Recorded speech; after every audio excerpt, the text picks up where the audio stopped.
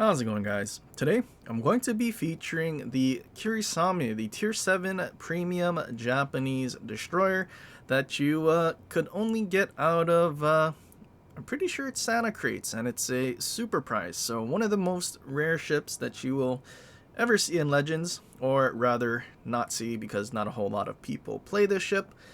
But in this one, well, the last video that I featured the ship, I was I guess more interested in trying to use this as a gunboat instead of a torpedo boat. Obviously, this thing does have 3 hulls, and one of them does have deep waters, which also comes with essentially Akizuki guns. And, well, I think that hull, and I guess ultimately loadout, is probably the best of the 3. Although I opted for I think it's the main one that comes with the 3 turrets, each with 1 gun, that are basically midway secondaries. And, well, I plan to try and use this as more of a gunboat, as I have altered the build for it. Obviously, I do have fully packed, so I'm using the Universal Commander, which ultimately will give me 3 smokes and engine boosts. Unfortunately, there is a carrier in this match, and having 3 midway secondaries doesn't really do anything, unfortunately. Most AA doesn't do anything in this game anyway. But yeah, unfortunate torpedo takes about 1/3 of our HP. Not the best ship to pick for a gunboat, and I guess ultimately using your guns for most of the match, because 16,100 HP is very low for a gunboat destroyer, or at least trying to use a destroyer as a gunboat. And more often than not, you're going to be out DPM'd. But the reason we're using the Universal Commander is actually for the fire chance skill in the first row, plus fully packed for more smokes to, I guess, technically farm. And since we're mostly planning on shooting things from far away, we don't really need to worry about unstoppable. But yeah, unfortunately, CV spawned on this side of the map, and yeah, we're gonna be harassed nonstop and never shoot down any of its planes. Quite unfortunate, but it is what it is. CVs unfortunately ruin matches, and this is partially why. I mean, even though we're not physically spotted for the enemy to shoot at, we're on the map, and our position is just being given away the entire time. And it is, I guess, annoying. Luckily, Torp doesn't arm on that one, but yeah, just need to dodge, I guess. But anyway, decent opportunity to smoke up and farm. Full HP Helena, our HE can actually pen its hull, but I wasn't really paying attention to our friendly destroyers that sailed straight up the middle and went to A, who had launched torpedoes, and basically finished off the Helena, and we don't get to do that much damage. New Orleans, decent target, although the recent buffs to it giving it 25mm armor. Yeah, our HE unfortunately can't pen. Before it was 16 and we could, but yeah, now we're sort of relying on fires. Had he been a little closer, and I guess more broadside, we probably could have used AP and did a little more damage, but he's sailing away, charging at the other 2 destroyers that sailed straight to A, who are also being harassed now by the CV, and also smoked up right in front of a cruiser, and yeah, have been, I guess, rushed down by this New Orleans. But we're just going to do what we can to help those destroyers survive if we can, and then we'll probably just continue on to the carrier, because, well, I'd kind of rather remove him from the match than let him live and continuously harass us while, you know, we try to attack the enemy team, because, well, if we're spotted the whole time by the CV, even though we're dodging and not necessarily taking damage, we're not really going to be able to do anything, because, well, if the enemy knows where we are, they'll know to run away from the destroyer, and then also, if needed, angle, and we won't land any torpedoes. Enemy Enterprise is spotted.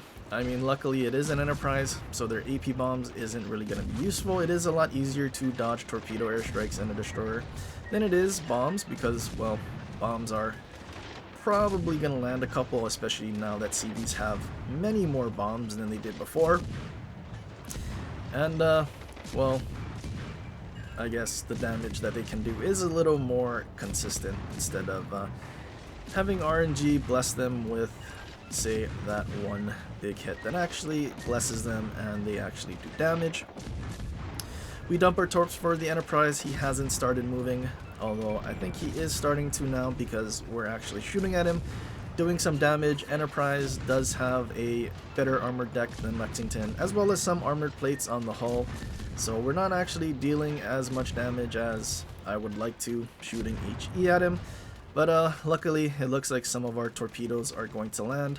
Hopefully we finish him off, but we do land 3, and also don't finish him off because these are, I guess, technically American torpedoes, as it's like the American weaponry of the Kirisame, and we don't finish him off. American torps, I'm thinking it's lower tier American torps since they don't actually do that much damage. If it were the deep waters, probably could have finished him off, as well as did a little more DPM with our guns because, well, again, Akizuki guns, having 6 of them would probably have been a lot better. I don't know if it's better AA, but not like it really matters anyway. We know the Enterprise is trying to run away towards the top right, considering where his ship was moving. If he decides to just beach on the island, we can obviously just come around and YOLO him and, well, land more torpedoes than if he were actually moving. Planes, especially the fighters being spotted. Enterprise is right there. We have AP loaded, so we can actually do some damage now.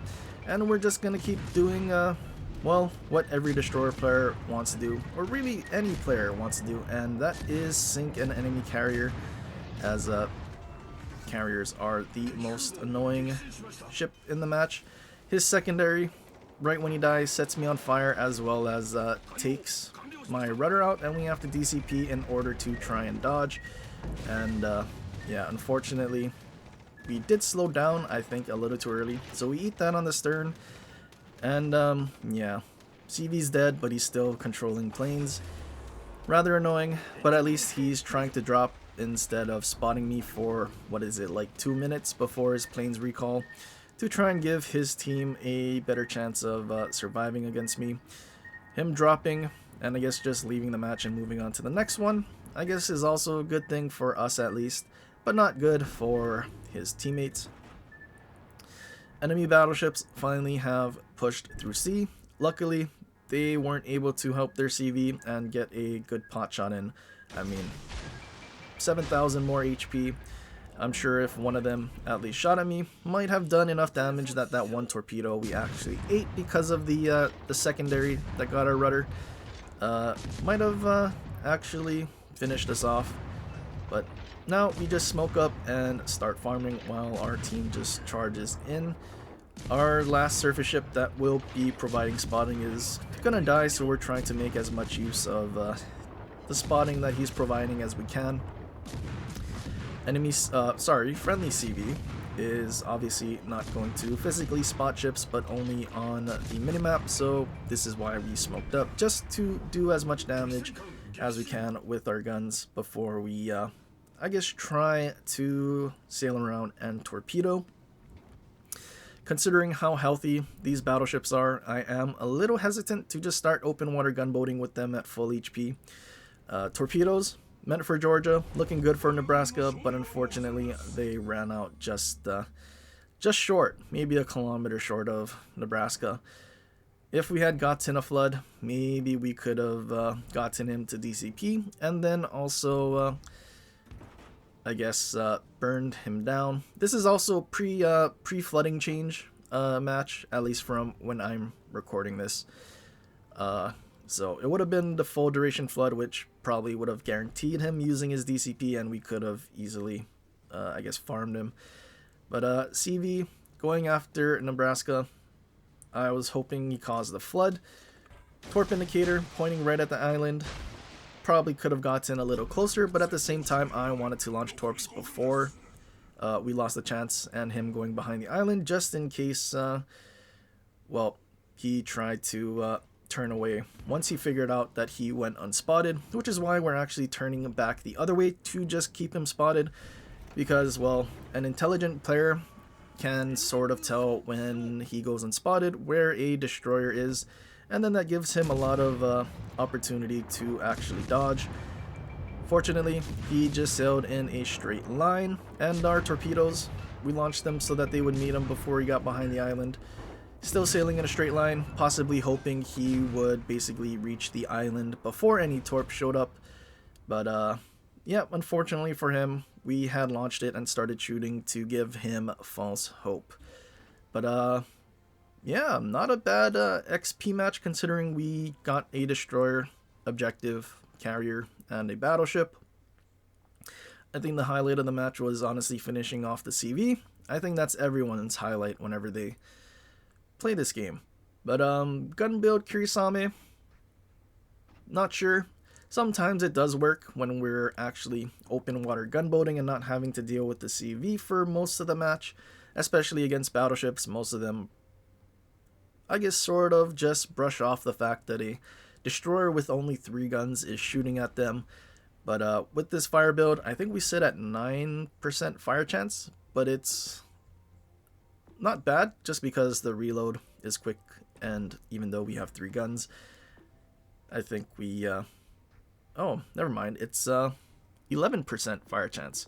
So 11% fire chance on 3 guns. Decent fire chance. Not a lot of guns, but considering we reload quickly, it's a decent idea, especially, well, at least back then. If we got the flood, then the permafires would have done a lot more damage. But yeah, that's pretty much it for this one. Hopefully y'all enjoyed. Leave a like and subscribe for more. And hopefully catch you guys in the next one. But until then, aloha.